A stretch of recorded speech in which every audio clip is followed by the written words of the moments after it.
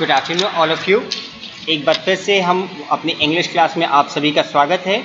आज हम क्लास 8 में पढ़ने जा रहे हैं हमारे इट सो हैपेंड नाम की बुक, जिसमें फर्स्ट चैप्टर है हमारा how the camel got his hump. एक कैमल की पीठ पे वो कुबड़ कैसे आया। आप सभी ने देखा होगा कि कैमल जब चलता है तो बड़ा लचक लचक के चलता है और उसके पीठ पे एक हम्प सा बना हुआ होता है। लेकिन ये हम्प आया कैसे? हर एक जानवरों को जब ईश्वर ने बनाया, या आप जिसको भी मानते हैं, जब उनका इवैल्यूएशन हुआ तो उनकी कुछ स्पेशलिटी की वजह से उन सबको चीज़ें मिली। जैसे एक जिराफ, उसकी लंबी गर्दन है ताकि वो दूर तक, ऊंचाई तक के पत्तियों को खा सके। एक शेर, उसके दांत और पंजे मजबूत हैं ताकि वो अपना शिकार कर सके। एक गाय के सिर पे सींग है ताकि वो अपनी रक्षा कर सके। यहाँ पे कैमल की पीठ पे ये हम्प क्यों है, इसको देखते हैं। हालांकि ये एक फनी स्टोरी है पर बहुत कुछ बताती है। तो शुरू करते हैं हम अपने लाइन बाय लाइन अपने चैप्टर को। आज हम फर्स्ट पार्ट पढ़ेंगे, how the camel got his hump.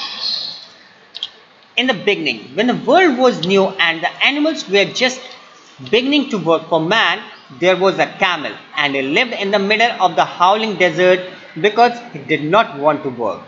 He ate sticks and thorns and prickles, and when anybody spoke to him, he said, "Hump, just hump and no more." शुरुआती समय की बात है जब ये दुनिया बिल्कुल नई थी और जानवरों ने इंसानों के लिए काम करना बिल्कुल शुरू ही किया था। उस वक्त एक कैमल था और वो हाउलिंग डेजर्ट का मतलब एक ऐसा डेजर्ट जहाँ साए साए की हवा चलती है, एकांत रहता है। इस हाउलिंग डेजर्ट में रहते थे और उसके बिल्कुल बीचों बीच। और क्यों रहता था? Because he did not want to work. He ate sticks and thorns and picks. वो खाने में क्या खाता था? वो खाना खाता था जिसमें वो खाता था स्टिक्स, कांटेदार चीज़ें, और ये जंगली झाड़ियाँ, वनस्पति। And when anybody spoke to him he said humph, just humph and no more. और जब कभी उससे कोई बात करता वो एक ही चीज़ कहता, हम। हालांकि ये हम का कोई मतलब नहीं है। जिस प्रकार से हम लोगों को भी कभी कभी जब हम इरिटेट होते हैं, कोई हमें चिढ़ाता है, तो हम लोग कहते हैं हट या हट जाओ। दैट्स वे कैमल जो है हर चीज पे कहता था हम। प्रेजेंटली, अब एक बार की बात है, the horse came to him on Monday morning with a saddle on his back and said, camel o camel, come out and trot like the rest of us. अब एक सुबह जो कि मंडे मॉर्निंग थी, वो पहुंचते हैं हॉर्स, उसके पास अपनी पीठ पे वो सीट लगाए हुए। सैडल का मतलब है जो घोड़े की पीठ पे हम सीट लगाते हैं जिस पे लोग बैठ करके यात्रा करते हैं, दिस इज सैडल। वो कैमल के पास पहुंचता है कि कैमल कैमल चलो हमारी तरह, जैसे हम चलते हैं वैसे आप भी चलो। ये ट्रॉट का मतलब है खुदक खुदक के चलना। आपने कभी डॉग को देखा होगा, जब वो चलता है तो उछल उछल के चलता है, या कभी घोड़े को देखा होगा वो उछल उछल के चलता है। निश्चित तौर से आप सभी ने तांगे की सवारी की होगी, आपने देखा होगा घोड़ा कैसे उछल उछल के चलता है। That is called trout, simply walking. अगर धीमी चाल में चल रहे हैं दैट इज कॉल्ड स्ट्रॉलिंग, लेकिन ट्रॉट का मतलब उछल उछल के करना, चलना। हम सेट द कैमल।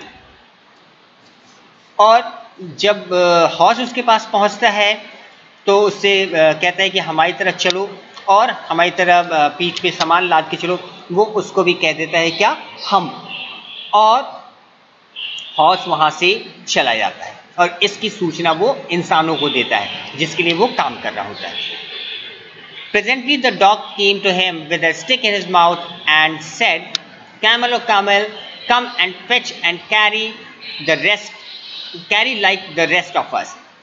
अगले दिन जो एक डॉग उसके पास पहुंचता है और अपने मुंह में एक लकड़ी का टुकड़ा पकड़े हुए है और उससे कहता है कि कैमल ओ कैमल, हमारी तरह चलो, और जिस प्रकार से हम सामान ढूंढ कर लाते हैं, ढोते हैं, हमारी तरह तुम भी कुछ काम करो। हम said the camel and the dog went away and told the man. लेकिन कैमल अपनी आदत के अनुसार उसको भी कहता है हम, यानी हट जाओ यहाँ से, चले जाओ। बेचारा डॉग भी लौट के चला जाता है और अपने मालिक से अपनी बात बताता है। Presently the ox came to him फिर एक बार की बात है, एक ऑक्स उसके पास पहुंचता है with a yoke on his neck and said camel o camel come and plough like rest of us, और अपने गले में एक यॉक लेके पहुंचता है। यॉक क्या चीज़ है? आपने बैल की पीठ पे देखा होगा एक ऊबड़ सा होता है जिसके ऊपर आप अपने जुताई का सामान, जिसको आप हल कहते हो, जिसमें आप हल फंसाते हो, उसकी पीठ पे एक बना हुआ होता है गोल सा, दैट इज कॉल्ड यॉक। उसके पास पहुंचता है और कहता है कि कैमल ओ कैमल, चलो हमारे साथ, जिस प्रकार से मैं खेतों में काम करता हूं तुम भी हमारी तरह काम करो। हम set the camel and the aux went away and told the man. बेचारा उसको भी हम कह के भगा देता है। कैमल की बात सुनने के बाद ऑक्स आगे की ओर बढ़ता है और जाकर के अपने मालिक से बताता है कि मैंने तो उनसे कहा कि काम करने के लिए, लेकिन उसने मुझे भगा दिया। At the end of the day, the man called the horse and the dog and the ox together and said, "Tree, oh tree, I'm very sorry for you." अब शाम ढलती है, रात होती है।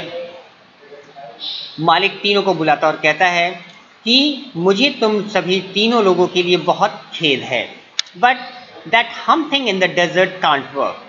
लेकिन डेजर्ट में रहने वाला वो पर्सन जो हम कहता है वो काम नहीं कर पाएगा, और he would have been here by now, नहीं तो वो अभी तक यहाँ आ गया होता, तुम सब बुलाने गए थे।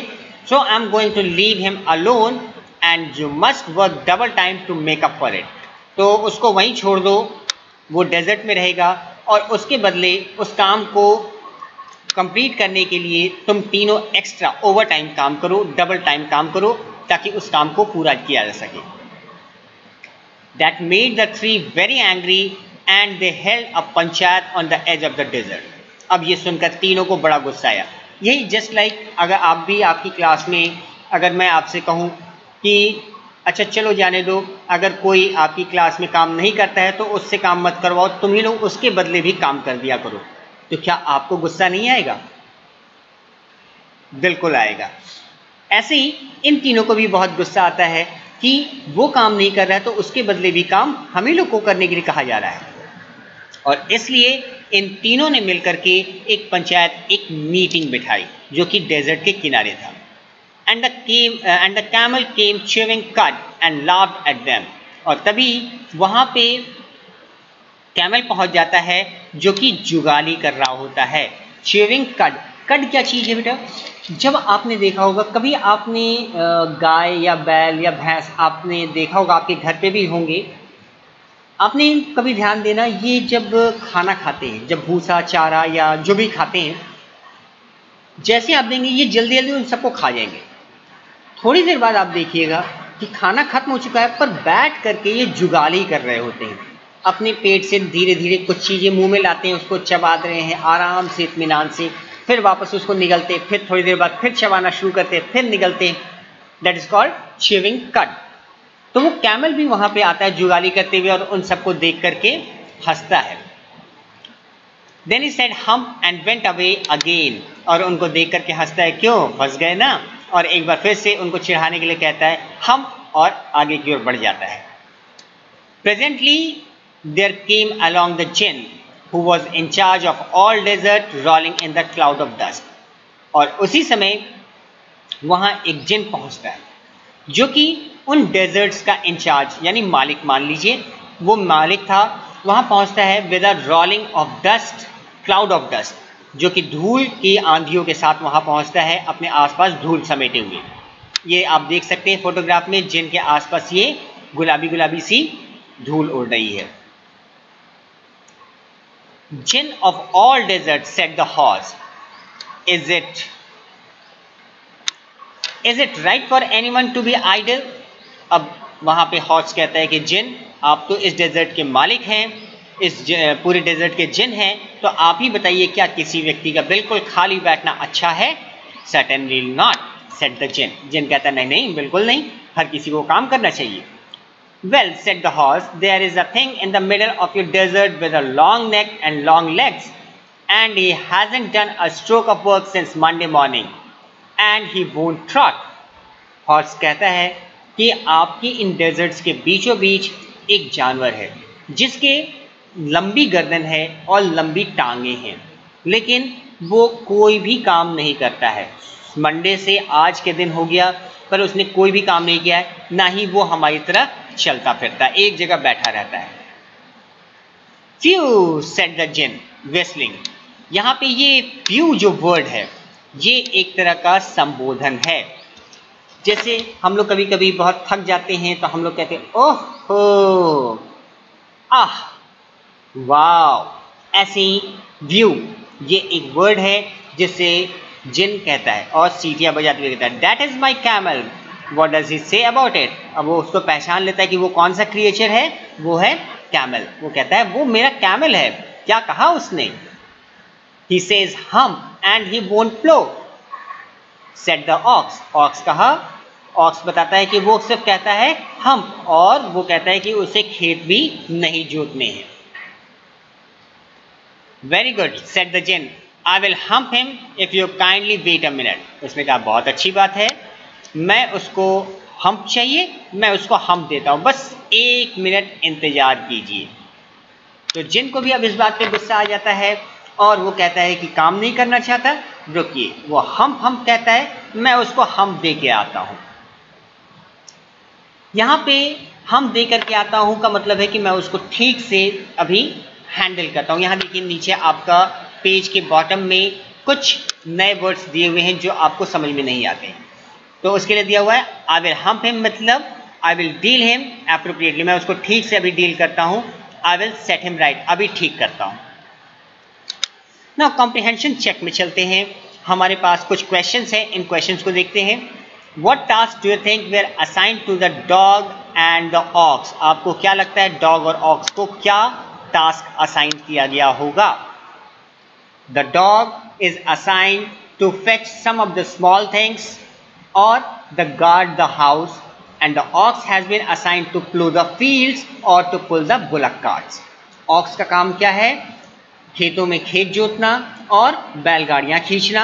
कुत्ते का काम क्या है? छोटी मोटी चीजें लाइक स्टिक, इन चीजों को लाना और घर की गार्डिंग करना। Why did the camel live in the middle of the desert?